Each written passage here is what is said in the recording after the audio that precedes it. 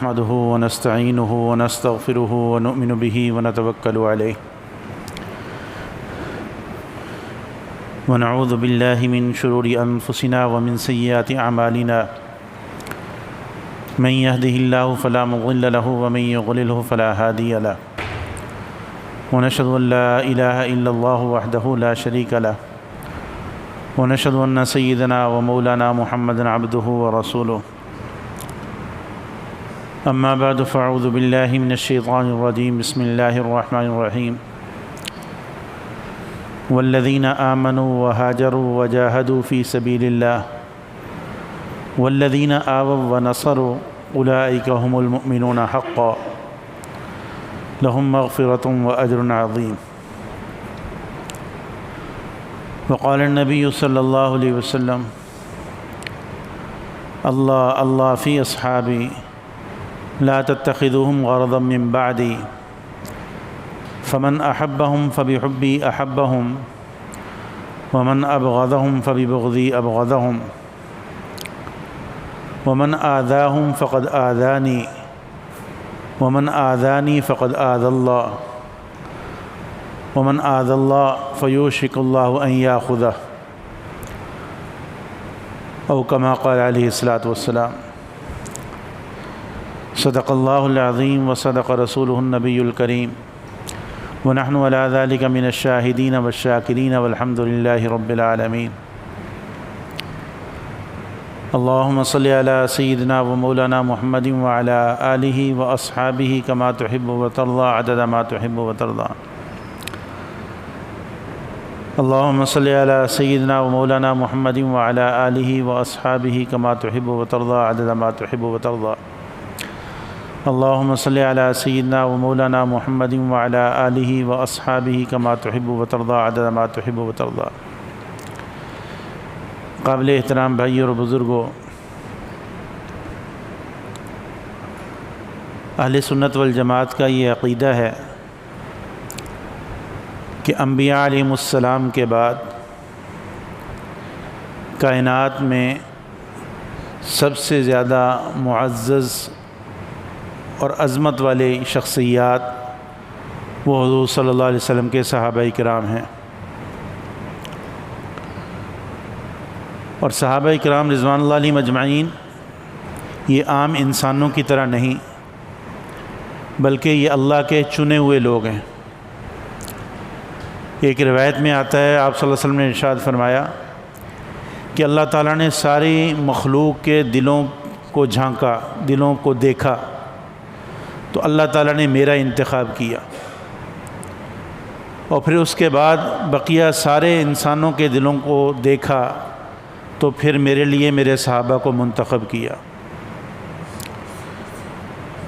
تو صحابہ کرام رضوان اللہ علیہم اجمعین وہ شخصیات ہیں جن کو اللہ رب العزت نے اپنے نبی صلی اللہ علیہ وسلم کی صحبت کے لیے منتخب فرمایا۔ اور صحابہ حضور صلی اللہ علیہ وسلم جیسے کہا جاتا ہے کہ درخت اپنے پھل سے پہچانا جاتا ہے، تو یہ صحابہ جو ہیں یہ حضور صلی اللہ علیہ وسلم کی ساری زندگی کی محنت کا نچوڑ ہیں۔ اگر معاذ اللہ صحابہ کرام رضوان اللہ علیہم اجمعین کی شخصیات کو مجروح قرار دیا جائے تو پھر ہمارا دین بے بنیاد ہو کر رہ جاتا ہے، اس لیے کہ حضور صلی اللہ علیہ وسلم اور امت کے درمیان واسطہ جو ہیں وہ صحابہ کرام ہیں۔ جب وہ واسطہ ہی مجروح ہو گیا، وہ واسطہ ہی قابل اعتبار نہ ٹھہرا، تو پھر سارا دین ہی بے بنیاد ہو جاتا۔ اس لیے حضور صلی اللہ علیہ وسلم نے صحابہ کی محبت کو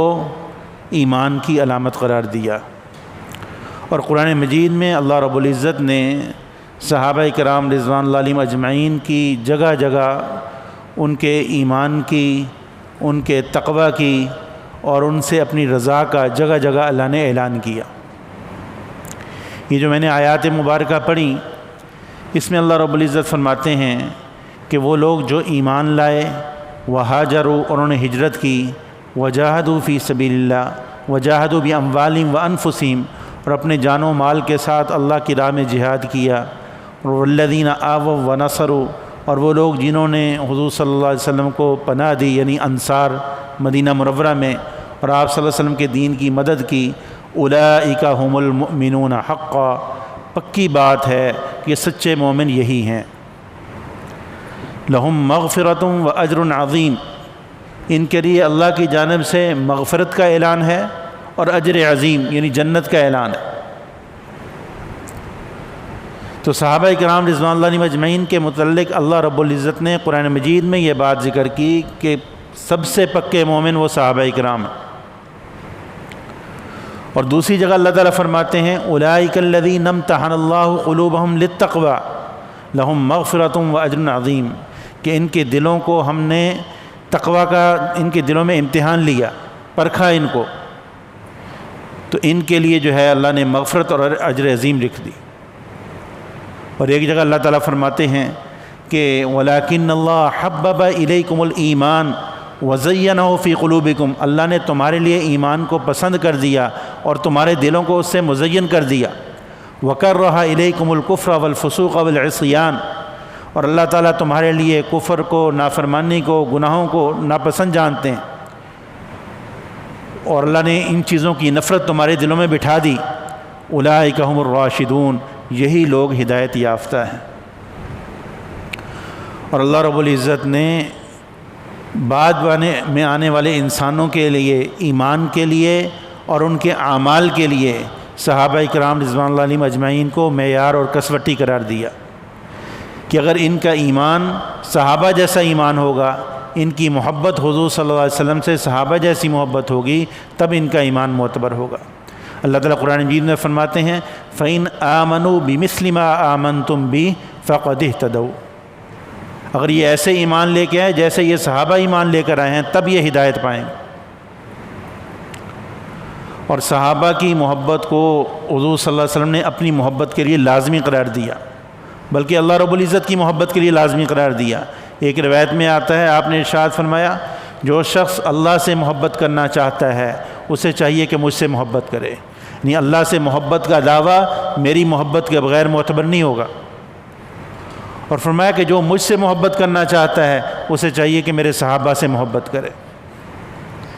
تو اللہ کے نبی صلی اللہ علیہ وسلم سے محبت کا دعویٰ اللہ کے نبی صلی اللہ علیہ وسلم کے صحابہ سے محبت کے بغیر وہ قابل اعتبار نہیں۔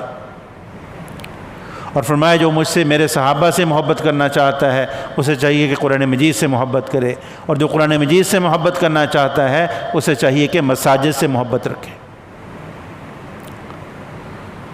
تو اپنی محبت اور صحابہ کی محبت کو حضور صلی اللہ علیہ وسلم نے لازم و ملزوم قرار دیا، اور جس کے متعلق حضور صلی اللہ علیہ وسلم کو پتہ چلتا کہ اس کے دل میں صحابہ کے متعلق وہ بغض ہے تو حضور صلی اللہ علیہ وسلم اس سے انتہائی ناراضگی کا اظہار فرمایا۔ ایک دفعہ کسی آدمی کے مرنے کا پتہ چلا، حضور صلی اللہ علیہ وسلم نماز جنازہ پڑھانے کے لیے تیار تھے، جانے لگے، کسی نے کہا کہ اس کے دل میں عثمان کا بغض ہے، تو آپ نے جانے سے انکار کر دیا۔ آپ فرمایا میں نہیں جاؤں گا اس کے جنازے میں، اور فرمایا کہ یہ جہنمی ہے۔ اور قرآن مجید میں اللہ رب العزت نے صحابہ سے نفرت کو کفر کی علامت قرار دیا، لیغیظ بہم الکفار۔ امام مالک رحمۃ اللہ علیہ کے سامنے کسی نے ذکر کیا کہ فلاں شخص صحابہ سے نفرت کا اظہار کرتا ہے، صحابہ پر طعن و تشنیع کرتا ہے، تو فرمانے لگے کہ مجھے اس پہ کفر کا اندیشہ ہے۔ کہنے والے نے کہا کہ آپ نے یہ بات کیسے کر دی؟ فرمانے لگے کہ قرآن مجید میں صحابہ سے بغض کو کفار کی علامت قرار دیا کہ صحابہ سے بغض صرف اور صرف کفار ہی رکھتے ہیں۔ تو حضور صلی اللہ علیہ وسلم نے صحابہ کے متعلق اپنی امت کو ڈرایا۔ یہ جو میں نے روایت پڑھی اس میں آپ نے فرمایا اللہ اللہ فی اصحابی، میرے صحابہ کے بارے میں اللہ سے ڈرو، میرے صحابہ کے بارے میں اللہ سے ڈرو۔ لا تتخذوا غرضا من بعدی، میرے بعد ان کو طعن و تشنیع کا نشانہ نہ بنانا، ان پہ تنقید مت کرنا، ان کو برا بلا مت کہنا۔ فمن احبہم فبحبی احبہم، جس نے ان سے محبت کی اس نے میری محبت کی وجہ سے ان سے محبت کی، اور جس نے ان سے بغض رکھا اس نے مجھ سے بغض کی وجہ سے ان سے بغض رکھا۔ اور فرمایا کہ جس نے ومن آذاہم فقد آذانی، جس نے میرے صحابہ کو تکلیف پہنچائی اس نے مجھے تکلیف پہنچائی۔ ومن آذانی فقد آذ اللہ، اور جس نے مجھے تکلیف پہنچائی اس نے اللہ کو تکلیف پہنچائی، اور جس نے اللہ کو تکلیف پہنچائی اللہ اس سے مواخذہ کرے گا، اللہ اس سے پکڑے گا۔ تو صحابہ کرام رضوان اللہ علیہم اجمعین سے محبت رکھنا، ان کا تذکرہ کرنا محبت اور عظمت سے، یہ ایمان کی علامت ہے، ایمان کے بڑھنے کا ذریعہ ہے۔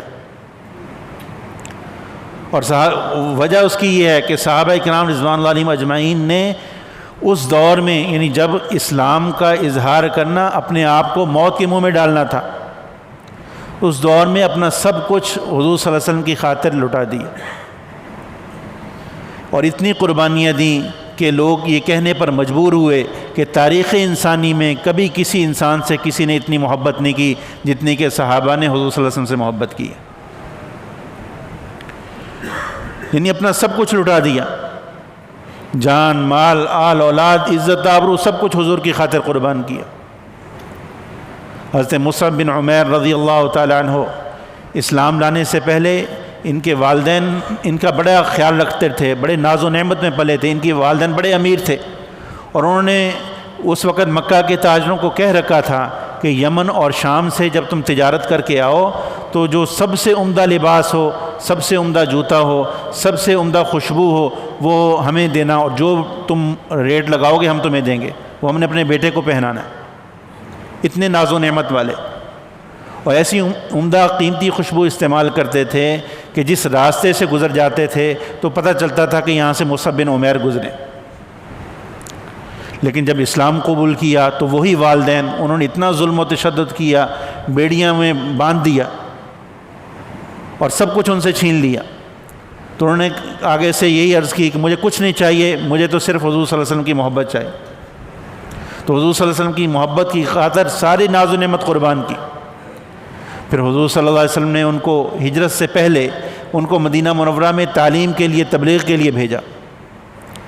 چنانچہ پھر مدینہ منورہ جب ہجرت کر کے گئے ہیں، وہاں جا کر اسلام کو پھیلانے میں ان کا بنیادی کردار۔ اور غزوہ احد میں جب شہید ہوئے تو صحابہ فرماتے ہیں کہ صرف بدن پر ایک ہی کپڑا تھا، ایک ہی چادر تھی، اور چادر بھی ایسی تھی کہ جب ہم ان کے ذریعے سر ڈھانپتے تھے تو پاؤں ننگا ہو جاتا تھا، پاؤں ڈھانپتے تھے تو سر ننگا ہو جاتا تھا۔ یعنی وہ شخص جس کے بدن پر سب سے قیمتی لباس ہوتا تھا، اس کا اب اسلام کی خاطر قربانی پہ یہ حال ہے کہ آخری وقت میں اس کے لیے کفن کے لیے کپڑا نہیں ہے۔ تو حضور صلی اللہ علیہ وسلم ان کی حالت دیکھ کر رو پڑے۔ تو پھر حضور صلی اللہ علیہ وسلم نے صحابہ سے فرمایا کہ ان کے کپڑا جو ہے سر کی جانب کھینچ دو اور پاؤں پر گھاس ڈال دو۔ جس صحابی کے آپ حالات کا مطالعہ کریں تو عجیب غریب حالات سامنے آتے، یعنی حضور کی خاطر اتنی قربان نہیں۔ حضرت زید بن دثنہ جب ان کو شہید کرنے لگے، سولی پہ چڑھانے لگے، تو کافروں نے کہا کہ آپ کو یہ بات گوارا ہے کہ آپ کی جگہ حضور صلی اللہ علیہ وسلم کو یہاں لایا جائے؟ فرمانے لگے مجھے تو یہ بات بھی گوارا نہیں کہ حضور صلی اللہ علیہ وسلم کو کانٹا چبھے میرے بدلے میں۔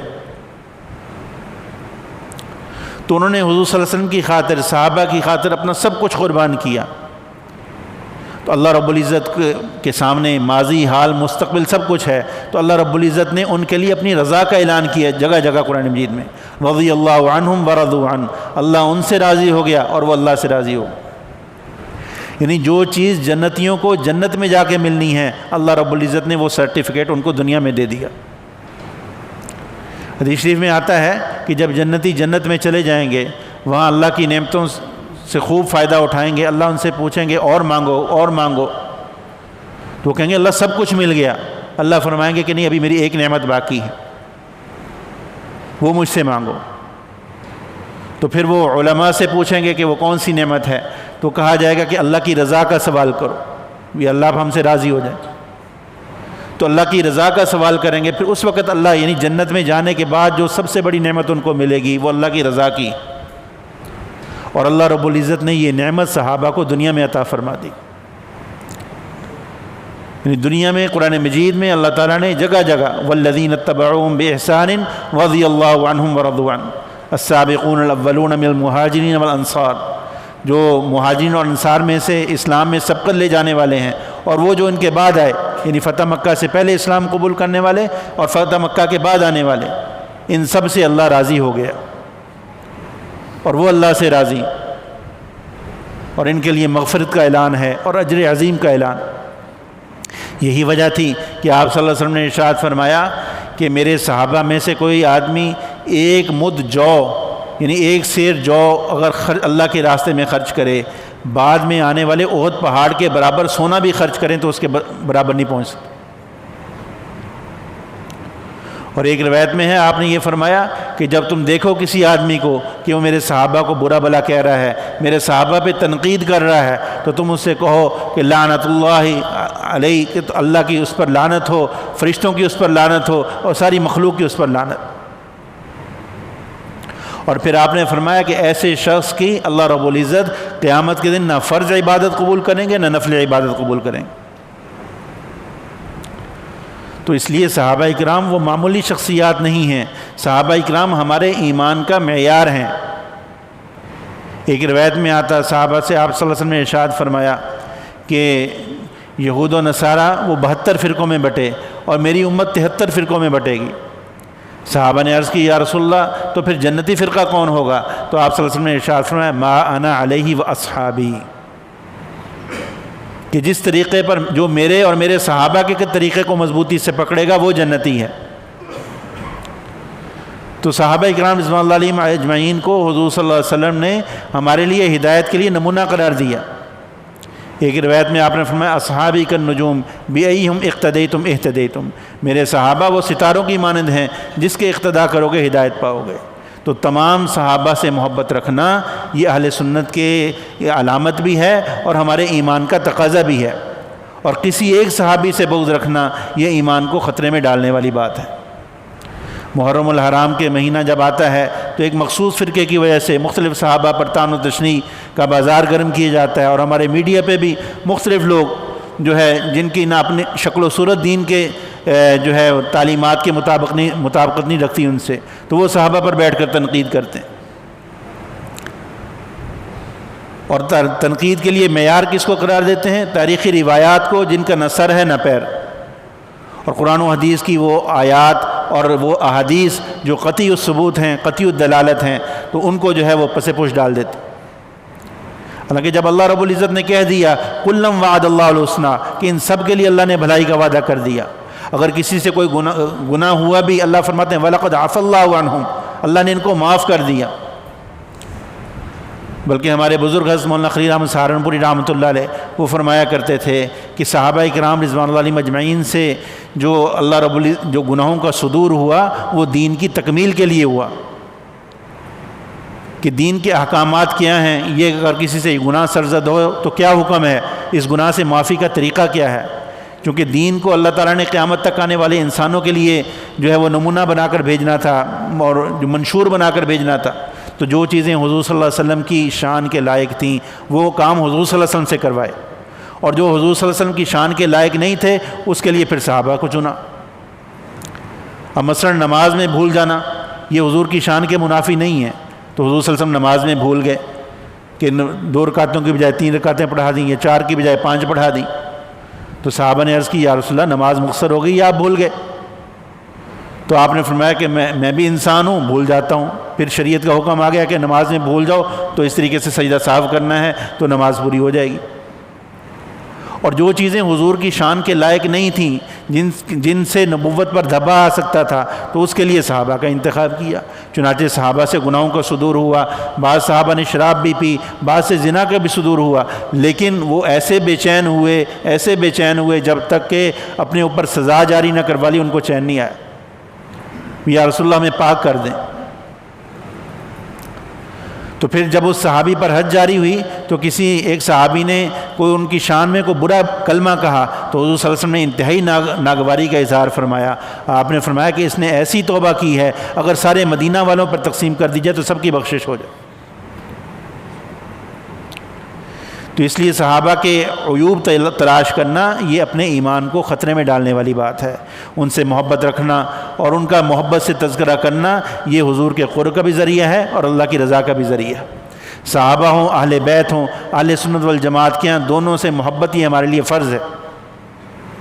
اور ان میں سے کسی ایک سے بدگمانی یہ آخرت کی خرابی کا ذریعہ ہے، خاتمہ کے خراب ہونے کا ذریعہ ہے۔ اور یہ حضرات آپس میں ان کی ایسی محبت تھی، ایسا ادب و احترام تھا، ایسا تعلق تھا کہ انسان جو ہے وہ حیران رہ جاتا ان کے واقعات پڑھ کے۔ اللہ سے دعا ہے کہ اللہ تعالیٰ میں ان حضرات سے محبت رکھنے کی توفیق نصیب فرمائے۔ وآخر دعوانا الحمدللہ رب العالمین۔